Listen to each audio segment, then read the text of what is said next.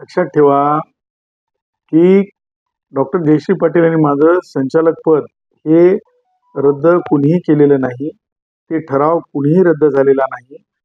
हे खोटं, कुभांड, चुकीच्या माहितीच्या आधारे आणि पत्रकारांना उल्लू बनवण्यात आलेलं आहे.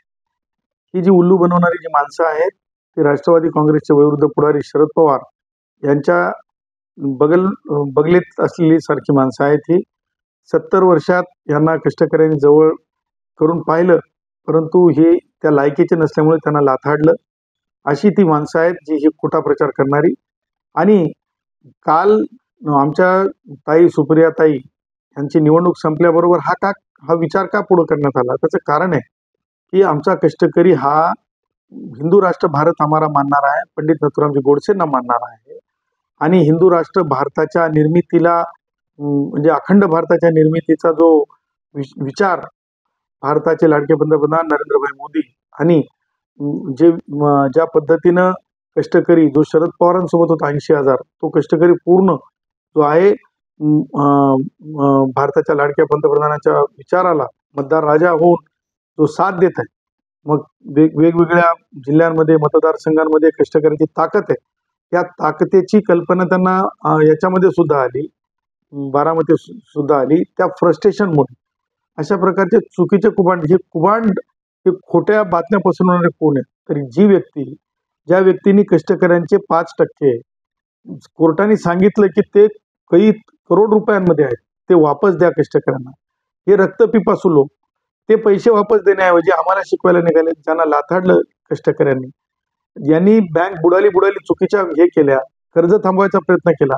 परंतु आज तुमच्या माध्यमातून मला सांगायचं आहे, जे खोटी माहिती पसरवणार आहेत, आम्ही संचालक तर आहोतच, डंके की चोट पे आहोत. कोणताही आदेश आतापर्यंत झालेला नाही आमच्या विरोधामध्ये. आमचं संचालक पद रद्द झालं, तो ठरावच आतापर्यंत रद्द झालेला नाही. सांगायचं तात्पर्य हे आहे की ती आसक्ती नाही आमची. कष्टकऱ्यांची दुफळी झाली पाहिजे. जसं दाऊद इब्राहिमला ज्या प्रकारे या देशातून बाहेर पाठवण्यात आलं, दाऊद इब्राहिमनी इथं जे कुरापती केल्या त्यावेळेस कोण सत्तेत होतं? नामांतर डॉक्टर बाबासाहेब आंबेडकरांच्या नाव देण्यामध्ये कुणी दुफळी आणली? समाजा गोवारींची स्टॅम्पेड झाली, गोवारींनी जीव गमावला, तेव्हा कोण सत्तेत होते? दत्ता सामंतांची हत्या झाली तेव्हा कोण सत्तेत होते? हे आमचे वैचारिक आक्षेप आहेत. आणि ह्या वैचारिक आक्षेपाला ज्या कष्टकऱ्यांना ते वापरत होते, 80,000 1,00,000 कष्टकरी, त्या त्यांच्या सोबत राहिले नाही शरद पवारांच्या.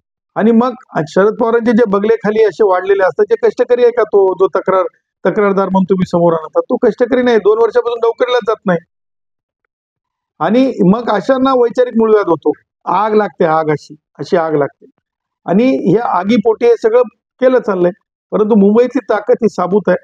कष्टकरी हा भारतीय जनता पक्ष आणि आमचे जे महाराष्ट्राचे लाडके मुख्यमंत्री, ज्यांनी शरद पवारांनी जेलमध्ये टाकलं, आम्हाला त्यांनी सन्मान दिला विद्यमान सरकारने.